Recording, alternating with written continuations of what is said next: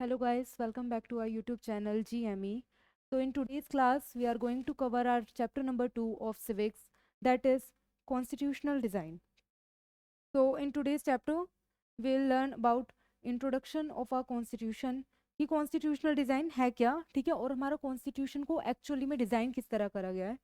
Then struggle against apartheid in South Africa, कि जो south Africa में जो भी अपार्थाइड के अगेंस्ट स्ट्रगल हुआ था. So we will learn in the video ahead. उसके बाद why do we need a constitution, हमें कॉन्स्टिट्यूशन की ज़रूरत क्यों है, बिना कॉन्स्टिट्यूशन के क्या हमारा देश चल सकता है या नहीं. उसके बाद making of the Indian constitution, कि हमारा जो भारतीय संविधान है वो बनाया किस तरह गया था. द कॉन्स्टिट्यूएंट असेंबली क्या है, इसके बारे में हम आज पढ़ेंगे. और then we will study about philosophy of the constitution, हमारे कॉन्स्टिट्यूशन की फिलोसफी क्या है, कहाँ से हमने आइडियाज़ लिए हैं, कहाँ से हमने परमानेंट चीज़ें सीखी है. So our first topic is struggle against apartheid in South Africa. South Africa में अपार्थाइड के against struggle. Let us know what apartheid is. ठीक है, अपार्थाइड का मतलब होता है a system of discrimination on the basis of skin colour. Skin colour के basis पर डिस्क्रिमिनेशन करना, ठीक है. वाइट पीपल को अलग तरह से ट्रीट करना एंड ब्लैक पीपल को अलग तरह से ट्रीट करना, जिसे हम रेसिज्म भी बोलते हैं. ठीक है, क्या racism, which is a system of discrimination on the basis of skin colour. जैसा आप इस फोटो में देख रहे हो that the black people are discriminating against white, or you can see in this photo that इस बेंच पे लिखा गया है दैट यूरोपियंस ओनली, यानी कि इस जगह पे सिर्फ यूरोपियंस ही बैठ सकते हैं, नॉन यूरोपियंस नहीं. ठीक है, उसके बाद whites only, no blacks allowed, we all bleed the same colour. ऐसा पहले, मतलब जब अपार्थाइड सिस्टम चल रहा था साउथ अफ्रीका में, तो वहाँ पे पोस्टर्स लगते थे कि यहाँ पे सिर्फ वाइट्स लोगों को ही एंट्री है यहाँ पे, और उसके बाद कोई भी ब्लैक लोग अलाउड नहीं है. एंड देन इसके अगेंस्ट में जो लोग जाते थे वो उन्होंने कुछ ऐसे पोस्टर निकाले that we all bleed the same colour, no matter हमारी स्किन कलर कैसे है, लेकिन हम लोगों का खून तो एक ही है ना, हमारे खून में तो कोई डिफरेंस नहीं है. तो हम लोगों को ह्यूमैनिटी पहले देखनी चाहिए, इंसानियत पहले देखनी चाहिए, स्किन कलर बाद में. But that was not happening in South Africa. ठीक है, जैसे कि इस पिक्चर में देखो, जो साउथ अफ्रीका है वो काफ़ी ज़्यादा ना रिच एंड रिच था, किससे, मेटल से और भी कई सारी रिसोर्सेज से काफ़ी अच्छा खासा भरा हरा भरा देश था साउथ अफ्रीका. ठीक है, और उसके बाद रिच नेशन था ये. तो जितने भी यूरोपियंस थे वो, उनका एक्सेस था साउथ अफ्रीका तक, तो वो चाहते थे ऐसे नेशन में जाना जहाँ से उन्हें फ़ायदा मिल सके. So they are were attracted towards South Africa. ठीक है, उसके बाद वो साउथ अफ्रीका में आना चाहते थे और आए थे. उसके बाद the white Europeans impose this policy of apartheid in South Africa and divided people. तो जितने भी ये वाइट यूरोपियंस थे ना, इन्होंने क्या करा, ये पॉलिसी ऑफ अपार्थाइड इम्पोज कर दी साउथ अफ्रीकन लोगों पर. ठीक है, उन्होंने ये कह दिया कि जितने भी साउथ अफ्रीका में ब्लैक लोग हैं उनको अलग से ट्रीट करा जाएगा, और जो जो भी हम वाइट है दैट इज यूरोपियंस, हम लोग अपना अलग से ट्रीटमेंट लेंगे. ठीक है, वाइट्स और ब्लैक्स को सेपरेट कर दिया गया. तो ये तो वाइट्स तो सारे यूरोपियंस थे, क्योंकि उनका स्किन कलर नेटिव ही वाइट था. और उसके बाद साउथ अफ्रीकन जितने भी थे वो सारे ब्लैक थे इन कलर. ठीक है, तो उनके साथ अलग से ट्रीटमेंट किया जा रहा था. उसके बाद देखो, कलर्ड को अलग से ट्रीट किया जा रहा था और इंडियंस को अलग से ट्रीट करा जा रहा था on the basis of the skin colour. अगर आपका स्किन टोन डार्क है तो आप अलग से ट्रीटमेंट होगा आपके साथ, और अगर आपका स्किन टोन लाइट है, गोरे हो, तो आपके साथ अलग से ट्रीटमेंट होगा. ठीक है, ऐसा हो रहा था साउथ अफ्रीका में काफ़ी टाइम तक. उसके बाद blacks of South Africa, natives of the South Africa were black in colour, जैसा कि मैंने अभी आपको बताया, comprised 3/4 of the total population and were subjected to segregation. यानी कि अब जो भी साउथ अफ्रीकन लोग हैं ना, वो रह रहे हैं इस एरिया में. ठीक है, अब इस एरिया में साउथ अफ्रीकन लोग रह रहे हैं, तो फिर जितने भी साउथ अफ्रीकन लोग हैं ब्लैक इन कलर, उन लोगों के साथ अलग से ट्रीटमेंट होगा. ठीक है, उन लोगों को रिच लग्जरी लाइफ जीने का कोई अधिकार नहीं है, बल्कि जो वाइट लोग हैं इनके साथ अलग से ट्रीटमेंट होगा.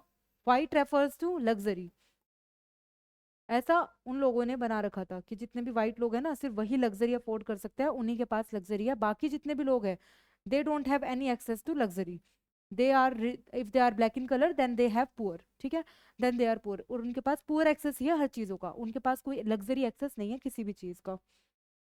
Then we will know about the policy of segregation. Segregation था क्या, और इसकी क्या थी ये पॉलिसी. सेग्रीगेशन का बेसिकली मतलब होता है टू कट डाउन. ठीक है, किसी भी चीज़ से अलग कर देना.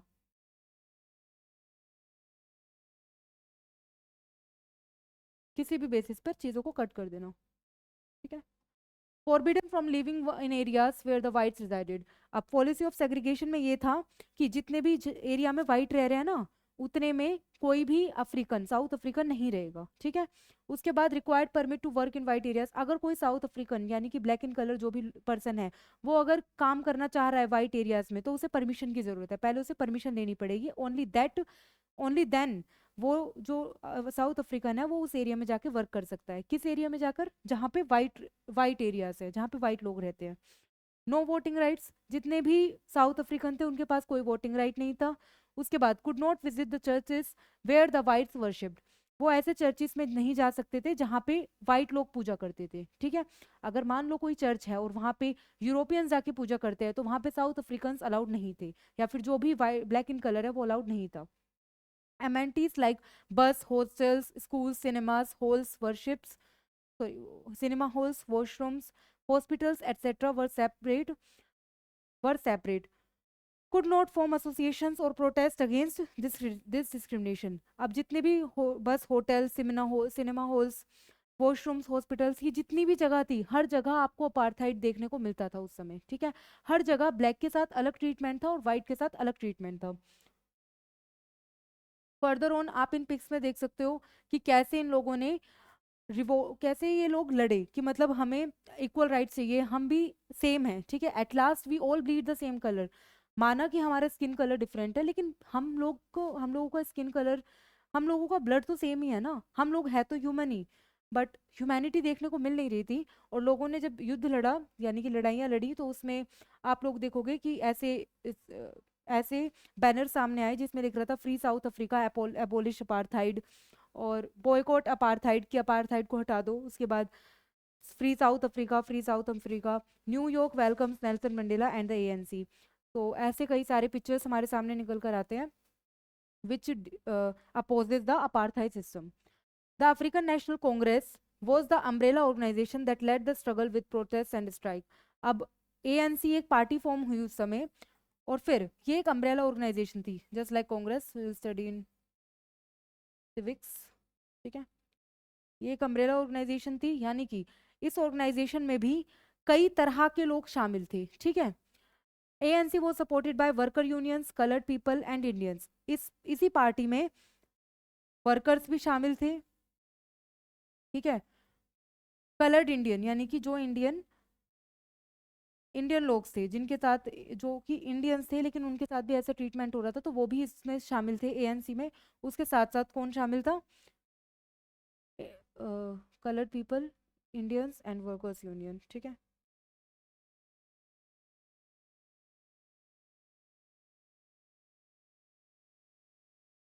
इंडियंस, तीनों लोग ही इस ग्रुप में शामिल थे, ठीक है। उसके बाद ये सब मिलकर एक साथ किस में वर्क कर रहे थे?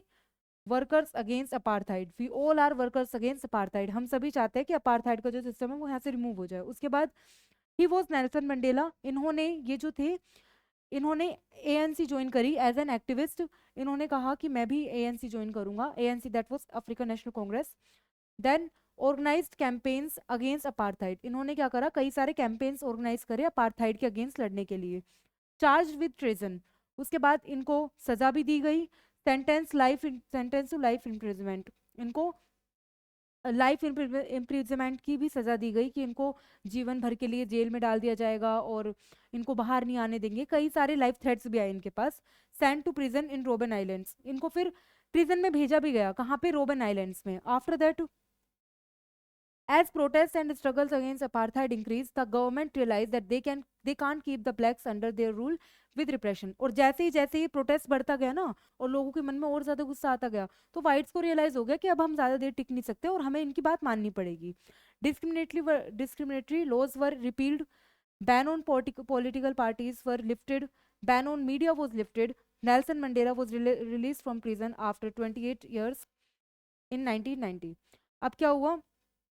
जब वाइट लोगों को लगा कि हाँ अब तो हम ज़्यादा देर टिक नहीं सकते, तो उन्होंने कॉन्स्टिट्यूशन में कुछ चेंजेस करे और उन्होंने क्या कहा कि जितने भी लॉज है ना, डिस्क्रिमिनेशन लॉज है, वो हम हटा रहे हैं, ठीक है।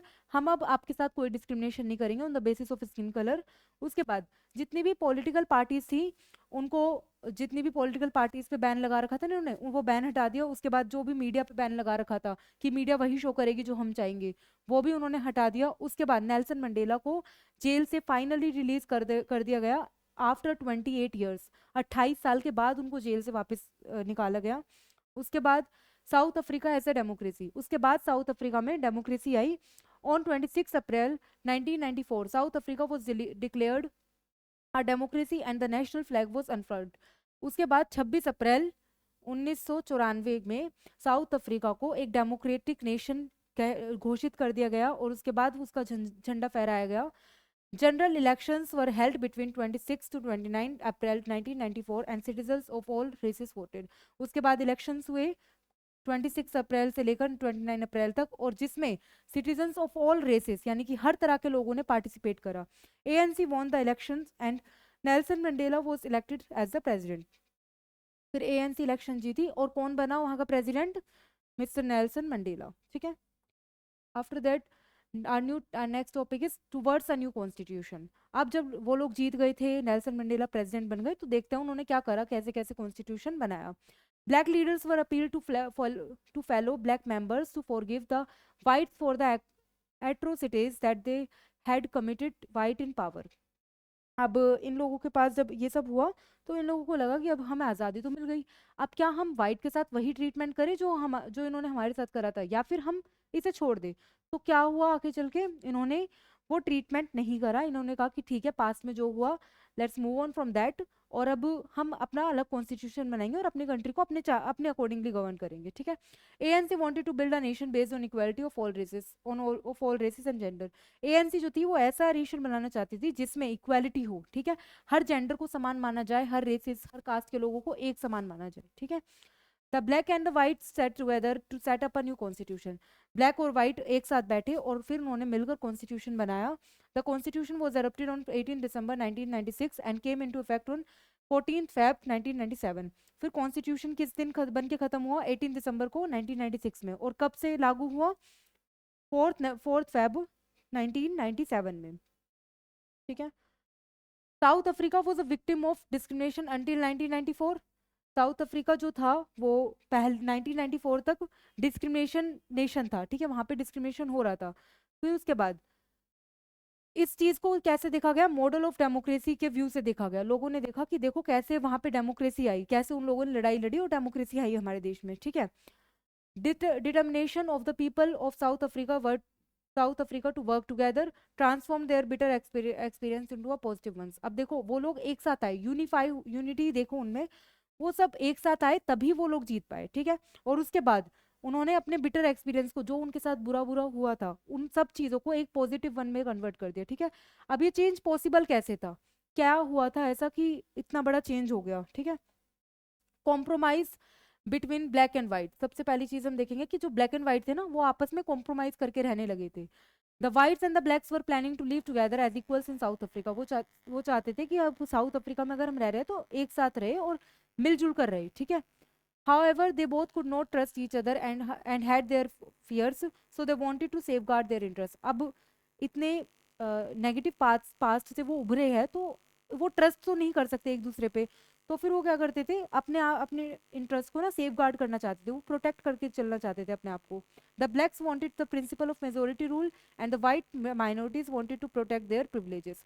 ब्लैक लोग जो थे वो मेजोरिटी रूल के प्रिंसिपल को अपनाना चाहते थे कि जो मेजोरिटी चाह रही है वही होगा। ठीक है।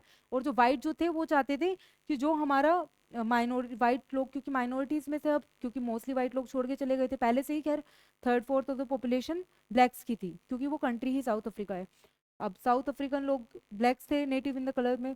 तो उसके बाद जितने भी वाइट माइनॉरिटीज थी ना वो चाहती थी कि हमारे जो प्रिविलेज है, हमारे जो राइट्स है वो प्रोटेक्ट होने चाहिए। ठीक है। दोनों ही अपने हित में बातें रख रही थी। The whites agree to the principle of majority rule and one person one vote. White जो थी उन्होंने मेजोरिटी रूल को एग्री करा, यानी कि कॉम्प्रोमाइज। देखो बाप, उन्होंने साउथ अफ्रीका की जो गवर्नमेंट थी उसके रूल्स के साथ कॉम्प्रोमाइज करा, अलाउ करा और एक्सेप्ट करा उन रूल्स को। ठीक है। कि मेजोरिटी रूल के प्रिंसिपल को एक्सेप्ट करा। उसके बाद ये भी चीज़ एक्सेप्ट करी कि 1 person is equal to 1 vote. एक पर्सन की एक वोट है और ये मानी जाएगी, डजेंट मैटर क्या आपकी कास्ट है, क्या आपका रिलीजन है, क्या आपका स्किन कलर है। ठीक है। Blacks agreed that the majority rule will not be absolute and the minority whites will still have their own property rights. Blacks ने बोला कि ठीक है, हम भी आपकी बात को एग्री कर रहे हैं, माइनॉरिटी को भी हम ध्यान में रखते हुए डिसीजन बनाएंगे और जितने भी प्रॉपर्टी राइट्स है वो आपको भी दिए जाएंगे, ठीक है। तो ये था कॉम्प्रोमाइज इन दोनों के बीच। Making of a constitution, now will learn कि कॉन्स्टिट्यूशन बना कैसे। But did they actually trust each other, what if their trust was again broken, क्या वो एक्चुअली में एक दूसरे को ट्रस्ट कर रहे थे, और क्या होगा अगर दोबारा से उनका ट्रस्ट टूट जाए तो।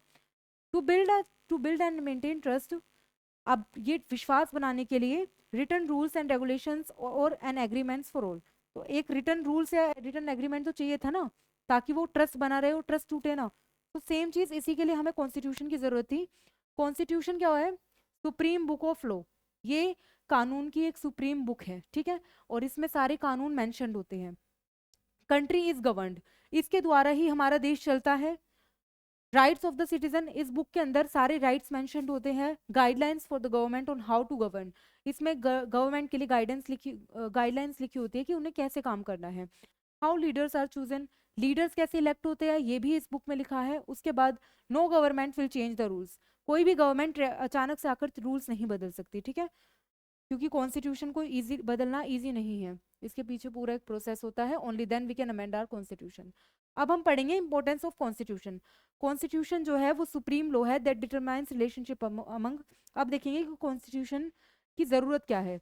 ये जो है citizens living in the territory, जितने भी लोग सिटीजन्स एंड द गवर्नमेंट, ये सब ठीक है, सिटीजन्स, गवर्नमेंट और जितने भी लोग टेरिटरी में रह रहे हैं वो किस तरह रहेंगे या फिर उनकी रिलेशनशिप कैसी होगी गवर्नमेंट के साथ, ये सब मेंशन्ड है कॉन्स्टिट्यूशन में। और कॉन्स्टिट्यूशन ना इन रिलेशंस को सुधारने में भी मदद करता है ताकि गवर्नमेंट का और लोगों का रिलेशन अच्छा बने, ठीक है।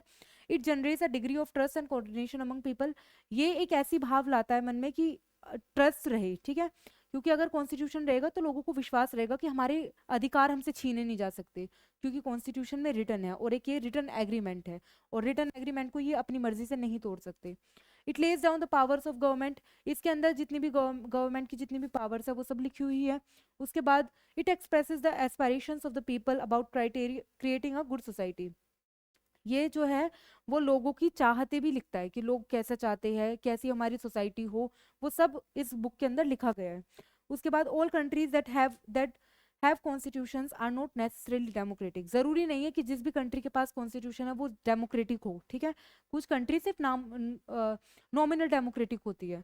उसके साथ साथ but all countries that are democratic will have constitution, लेकिन जितनी भी कंट्रीज डेमोक्रेटिक है उनके पास कॉन्स्टिट्यूशन जरूर होगा, लेकिन जितनी भी कंट्री के पास कॉन्स्टिट्यूशन है जरूरी नहीं है कि वो कंट्री डेमोक्रेटिक हो, ठीक है, कुछ कंट्री सिर्फ नाम नाम के लिए डेमोक्रेटिक होती है, एक्चुअल में नहीं।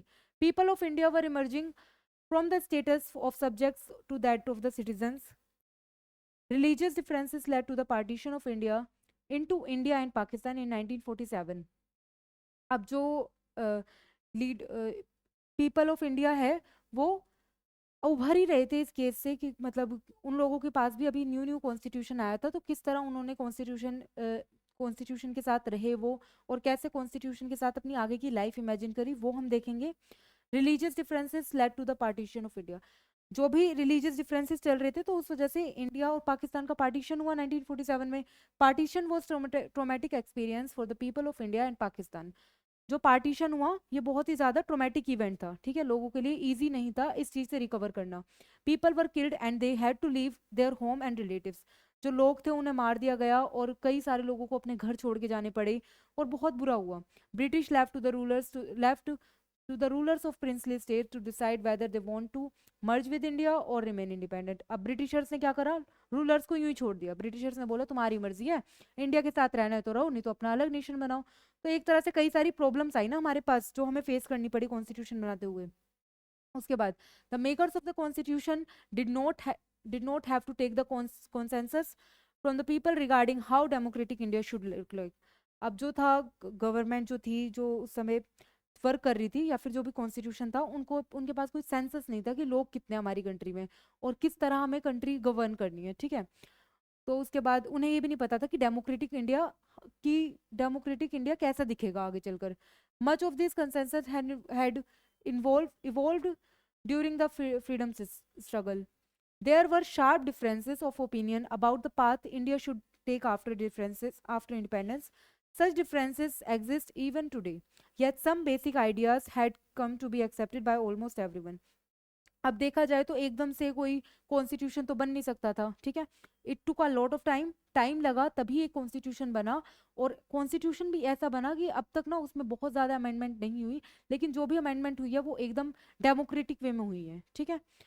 उसके बाद नेहरू रिपोर्ट, हमारा कॉन्स्टिट्यूशन बनाने के लिए कई सारे स्टेप्स लिए गए। सब first step was Nehru report that was taken in 1928, ठीक है।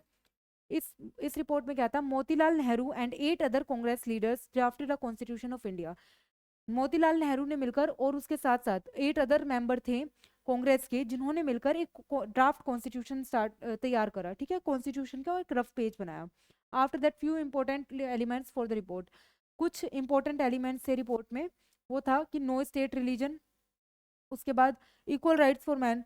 नो स्टेट रिलीजन मतलब किसी भी स्टेट का कोई रिलीजन नहीं है, ठीक है, आप जो चाहे वो रिलीजन फॉलो कर सकते हो। उसके बाद equal rights for man and women, man और वुमेन के लिए इक्वल राइट्स है। क्रिएशन ऑफ सुप्रीम कोर्ट, कि मतलब जो भी एक ना सुप्रीम कोर्ट रखा जाएगा जो पूरी कंट्री के जो मेजर इश्यूज है उन्हें सॉल्व करेगा। उसके बाद no separate electorates for minorities, जो भी माइनॉरिटी है उनके लिए अलग से कोई इलेक्शंस नहीं खोले जाएंगे, वो भी एक समान ही है, और जैसे नॉर्मल लोग वोट कर रहे हैं वैसे ही माइनॉरिटीज भी वोट करेगी, ठीक है। तो ये कुछ इंपॉर्टेंट डिस्कशंस थे जो इस रिपोर्ट में लिखे गए थे। उसके बाद नेक्स्ट सेशन हुआ था Karachi session, that was happened in the year 1931। इसमें क्या था, changes in the draft of the constitution. अब जो वो ड्राफ्ट बन के तैयार हुआ था, इस वाले सेशन में वो ड्राफ्ट में चेंजेस किए गए थे, ठीक है। इंक्लूडिंग यूनिवर्सल एडल्ट फ्रेंचाइजी, उसमें यूनिवर्सल एडल्ट फ्रेंचाइजी को इंक्लूड करा गया। इसका मतलब होता है कि जितने भी लोग 18+ है वो वोट दे सकते हैं, ठीक है, उनके पास वोटिंग राइट है। उसके बाद right to freedom and equality, इसमें एक और चीज़ ऐड हुई कि राइट टू फ्रीडम और राइट टू इक्वालिटी, ये दो राइट्स ऐड हुए। उसके बाद फ्री एंड कंपलसरी एजुकेशन, इन्होंने थर्ड चीज़ क्या ऐड करी कि एजुकेशन दी जाएगी हर बच्चे को, ठीक है, फ्री दी जाएगी और कंपलसरी है एजुकेशन लेना। उसके बाद इक्वालिटी बिफोर लॉ, कि लॉ से पहले इक्वालिटी है, ठीक है, जो कानून है उसके लिए सब समान है, ठीक है, उसके आगे सब समान है। During the British rule voting rights were given only to few people which resulted in weak legislature. और ब्रिटिश रूल के दौरान ना कुछ लिमिटेड लोगों को वोटिंग राइट थे, जिसकी वजह से जो लेजिस्लेचर था, लॉ मेकिंग बॉडी थी, वो कमजोर थी। Indian provincial elections happened in British India in 1937 which were not fully democratic government. First elections हुए थे 1937 में इन ब्रिटिश इंडिया, ठीक है, वो फुली डेमोक्रेटिक इलेक्शन नहीं थे, वो सिर्फ एक टेस्ट था, ठीक है। उसके बाद इंडियन प्रोविंशियल इलेक्शंस 1937 में मैंने आपको बताया भी हुए। However Indian gained a lot of experience working in the legislature institutions which helped in setting up its own institutions like legislature, executive and judiciary and working for them. अब उसके बाद क्योंकि इंडियंस को काफ़ी ज़्यादा समझ आ चुकी थी काम देखकर, और काफ़ी इंडियंस ने लेजिस्लेचर में काम भी करा है, तो इस वजह से इनको एक आइडिया मिल गया था कि हम ना 3 इंस्टीट्यूशन जरूर सेटअप करेंगे, that is legislature, executive and judiciary. Legislature यानी लॉ मेकिंग बॉडी, उसके बाद एग्जीक्यूटिव, लॉ एग्जीक्यूटिंग बॉडी यानी कि कानून एग्जीक्यूट करेगी ये, और उसके बाद जुडिशरी टू प्रोवाइड जस्टिस, ये न्याय दिलाएगी या फिर सजा देगी जो भी कानून तोड़ेगा उसे। अब कंट्रीज, कई कंट्रीज से हमने आइडियाज लिए, जैसे फ्रांस से हमने लिया इक्वालिटी,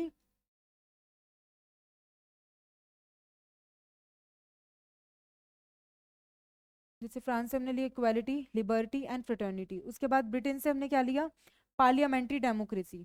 उसके बाद यूएसए से हमने लिया bill of rights, fundamental rights. Russia से हमने क्या लिया, सोशलिज्म एंड जस्टिस। ये टर्म्स हमने ऐड करे अपने कॉन्स्टिट्यूशन में। उसके बाद ये सब टर्म्स हमने कब ऐड करे, गवर्नमेंट ऑफ इंडिया एक्ट 1935 में, ठीक है।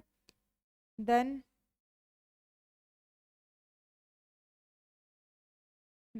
द कॉन्स्टिट्यूएंट असेंबली, अब देखेंगे हम कॉन्स्टिट्यूएंट असेंबली क्या थी।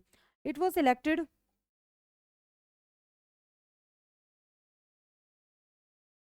it was elected to write the constitution of India। Constituent assembly को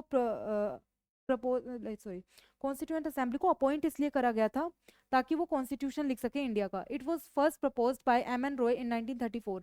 सबसे पहले किसने ये डिसीजन प्रपोज करा था, this decision was firstly proposed by M N Roy, M N Roy ने ये डिसीजन रखा था 1934 में।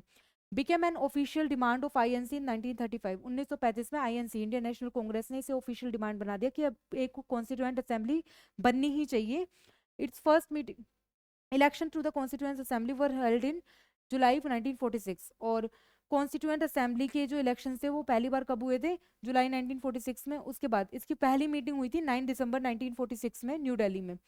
फिर इंडिया के पार्टीशन के बाद the constituent assembly also got divided. अब क्योंकि इंडिया का पार्टीशन हो गया तो कॉन्स्टिट्यूएंट असेंबली भी डिवाइड हो गई।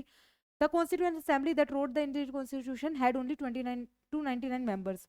जिन्होंने कॉन्स्टिट्यूशन लिखा था उसके अंदर 299 मेंबर्स थे। Its members served as the independent nations first parliament. और इन्हीं लोगों ने मिलकर पार्लियामेंट में इंडिपेंडेंट नेशन का फर्स्ट कॉन्स्टिट्यूशन बनाया। उसके बाद the assembly adopted the constitution on 26 November 1949। Assembly ने कॉन्स्टिट्यूशन कब एडोप्ट करा? 26 नवंबर 1949। 1949 ठीक है, 26 नवंबर 1949 में पहली बार कॉन्स्टिट्यूशन बन के खत्म हो गया था। ठीक है, मतलब बना लिया था हम लोगों ने। और फिर it came into effect on 26 जनवरी 1950। 26 जनवरी 1950 को फिर हमने ये लागू करा और काम में आया। To mark this day we celebrate 26 January as republic day. और इसी वजह से हम रिपब्लिक डे भी मनाते हैं हर साल इस दिन। इसके मेंबर्स कौन कौन से थे? प्रेसिडेंट कौन थे? Rajendra Prasad. Vice president S C Mukherjee. Chairman of the drafting committee, drafting committee के चेयरमैन कौन थे? B R Ambedkar. Other members जो इनके साथ साथ वर्क कर रहे थे वो थे जयपाल सिंह, दुर्गाबाई देशमुख, गोपीनाथ बोरदोलोई और भी दो चार मेंबर्स थे। बट मेन नाम है तो ये इन मेन नाम्स को आप जरूर याद रखना। And one of the most important name here is who was the chairman of drafting community. ये क्वेश्चन जरूर आ सकता है, तो रिमेंबर दिस। उसके बाद ड्राफ्टिंग कमेटी के बारे में हम पढ़ेंगे कि ड्राफ्टिंग कमेटी थी क्या। ड्राफ्टिंग कमेटी ने एक कॉन्स्टिट्यूशन का एक ड्राफ्ट प्रिपेयर करा जिसके बारे में डिस्कशन इन लोगों ने बैठकर करा। Several rounds of discussions took place. कई सारे डिस्कशंस हुए। मोर देन 2000 अमेंडमेंट्स वर व्यूड। 2000 से ज्यादा चेंजेस उस कॉन्स्टिट्यूशन में इन लोगों ने करे। उसके बाद द मेंबर्स डिस्कस्ड वो for 114 days spread over 3 years. फिर उसके बाद जो भी डिस्कशन था वो 3 साल तक चला। ठीक है, उसके बाद reasons to accept the constitution created 70 years ago. अब हम पढ़ेंगे कि क्यों जो हमारा कॉन्स्टिट्यूशन 75 ईयर्स एगो बना था, क्यों अब भी वो कॉन्स्टिट्यूशन चल रहा है, क्यों हमने वो चेंज नहीं करा और क्या चेंज होना नहीं चाहिए वो समय के साथ। Look, it reflected a broad consensus of the citizens and the members. जितने भी लोगों ने ये बैठकर बनाया था ना, कई सारे लोग थे। ठीक है, और उन लोगों ने कई सारी अमेंडमेंट करी, कई सारे साल बने कॉन्स्टिट्यूशन बनने में। ठीक है, उसके बाद एक कॉन्स्टिट्यूशन तैयार हुआ। फिर उस कॉन्स्टिट्यूशन में अमेंडमेंट करना बहुत मुश्किल है। ठीक है, और ऐसा कॉन्स्टिट्यूशन हम लोगों ने प्रिपेयर करा था जिसमें अमेंडमेंट की नीड ना पड़े, ज़्यादा नीड ना पड़े। ठीक है, उसके बाद इसलिए हमें अपने कॉन्स्टिट्यूशन को एक्सेप्ट करना पड़ता है। उसके बाद it represented the people of India belonging to different caste religions and others. और जब कॉन्स्टिट्यूशन बन रहा था तो उसमें कई सारे मेंबर्स थे, कई ग्रुप के मेंबर्स थे, Hindu, Muslim, Sikh and everyone who is living in India currently. ठीक है, the legitimacy of the constitution was never questioned. It worked in a systematic, consensual and open manner. जो भी कॉन्स्टिट्यूशन था वो ओपन मैनर में work कर रहा है। ठीक है, ऐसा नहीं है कि कॉन्स्टिट्यूशन में किसी को नीचा दिखाया गया है, किसी को ऊपर दिखाया गया है। They have already mentioned that everyone is equal before the law. और कॉन्स्टिट्यूशन में कभी भी हम किसी भी लोग को किसी भी स्किन कलर के बेसिस पर या कास्ट के बेसिस पर जज नहीं करेंगे। ठीक है, नेक्स्ट इज इंडियन कॉन्स्टिट्यूशन। अब हम पढ़ेंगे कि इंडियन कॉन्स्टिट्यूशन क्या है। Supreme law book of India. ठीक है, सबसे सुप्रीम लॉ बुक है, इससे ऊपर कोई लॉ बुक नहीं है। ठीक है, कानून यही दर्शाती है अच्छी तरह। उसके बाद set of rules and guidelines. इसके अंदर कई सारे रूल्स लिखे हुए हैं, कई सारी गाइडलाइंस लिखी हुई है जो हमें फॉलो करनी पड़ती है, फॉलो करनी है। कंट्री इज गवर्नड, इसी के द्वारा कंट्री गवर्न की जाती है। प्रियम्बल क्या होता है? प्रीफेस ऑफ द कॉन्स्टिट्यूशन या फिर introductory part of the constitution. ठीक है, part of the constitution, preamble को हम कहते हैं introductory part of the constitution. This is our Indian preamble. ठीक है, इसमें लिख रहा है we the people of India have solemnly resolve to constitute India into sovereign social secular democratic republic. ठीक है, अभी हम ये सारे टर्म्स डिस्कस करेंगे। जो हमारा इंडियन प्रियम्बल है, we the people of India से ये स्टार्ट होता है। उसके बाद 1 page statement, summarising the guidelines principles of the Indian constitution. ये एक वो इंट्रोडक्शन पेज है जिसमें जितने भी इंडियन कॉन्स्टिट्यूशन के जो प्रिंसिपल्स है ना उसकी एक समरी लिख रही है, ठीक है। किसमें? प्रियम्बल के अंदर। इंडियन कॉन्स्टिट्यूशन में जो भी टर्म्स है वो सारे इलेबोरेटली मेंशन्ड है, लेकिन इस पार्ट पे सिर्फ उनकी समरी लिख रही है, ठीक है, समराइज करके लिखा गया उस उन टर्म्स को।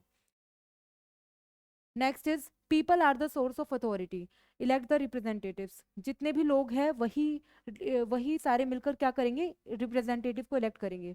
नेचर ऑफ द स्टेट कैसा होना चाहिए? यानी कि कंट्री कैसी होनी चाहिए? सोवरेन होनी चाहिए। सोवरेन यानी कि decision on decision making.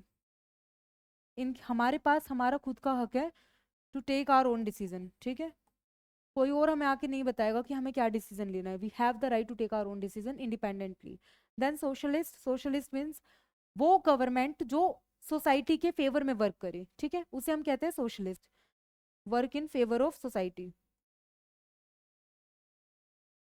Favour of society. Next is secular. Secular means every religion is equal, कोई भी रिलीजन सुप्रीम नहीं है, religion is equal. Next is democratic. Democratic means people have the right to elect the leader. People in the sense citizens of the country, ठीक है। Republic means head of the state is elected by the people, is elected by the people. ये कुछ terms है that you must know. In terms के मतलब आप लोगों को पता होना चाहिए। सोवरेन का मतलब होता है कि हम लोग अपना डिसीजन खुद ले सकते हैं। सोशलिस्ट का मतलब होता है कि वर्क इन, कि हम सोसाइटी की जो गवर्नमेंट है ना वो सोसाइटी के फेवर में वर्क करे। फिर उसके बाद जो गवर्नमेंट है वो सेक्युलर होनी चाहिए, कि कोई भी धर्म ऊंचा नहीं है, सारे धर्म इक्वल है। डेमोक्रेटिक गवर्नमेंट होनी चाहिए, हम लोगों के पास राइट होना चाहिए लीडर सिलेक्ट करने का। और जो रिपब्लिक है यानी कि हेड ऑफ द स्टेट जो है वो कौन होना चाहिए? Elected, elected by the people. Sovereign यानी कि people have supreme right to make decisions, people के पास राइट है डिसीजंस लेने का। Socialist means wealth is generated socially and should be shared equally by society, जो पैसा है वो इक्वली शेयर होना चाहिए सोसाइटी में। Secular government treats all religion with equality, ठीक है, इक्वल रिस्पेक्ट से गवर्नमेंट सारे रिलीजन को ट्रीट करे। फिर democratic government of the people bye the people for the people, कि गवर्नमेंट जो है, ये अब्राहम लिंकन ने ये डेफिनेशन दी थी कि गवर्नमेंट जो है वो पीपल द्वारा चुनी गई, पीपल के लिए चुनी गई, पीपल की एक पार्टी है, ठीक है। उसके बाद Republic, head of the state is an elected person and is not a hereditary king, कोई राजा महाराजा हेड नहीं होना चाहिए कंट्री का, हेड कौन होना चाहिए? इलेक्टेड लीडर, ठीक है। Next is objectives of the state. State यानी कि कंट्री के क्या ऑब्जेक्टिव होने चाहिए? जस्टिस, कि हमारी कंट्री में जस्टिस हो। Fair treatment to all, be to be right and no discrimination, यानी कि सबके साथ इक्वली ट्रीटमेंट हो और किसी के साथ कोई भेदभाव ना हो, ठीक है। Liberty, liberty means freedom to express our thoughts beliefs and faith, हम लोगों के पास ये फ्रीडम हो कि अपने हम विचारों को सही से रख सके, ठीक है, हम अपनी जो भी भावनाएं हैं उसे हम व्यक्त कर सके, लिबर्टी कहते हैं फ्रीडम को। उसके बाद equality, equality means all are equal before the law, हर कोई लॉस के समान या फिर कानून के आगे सभी बराबर है। उसके बाद fraternity, fraternity refers to feeling of brotherhood, यानी कि भाईचारे की भावना रखना आपस में, ठीक है। so this is our whole chapter. I hope that the things are clear to you, and yeah, all the best. Thank you.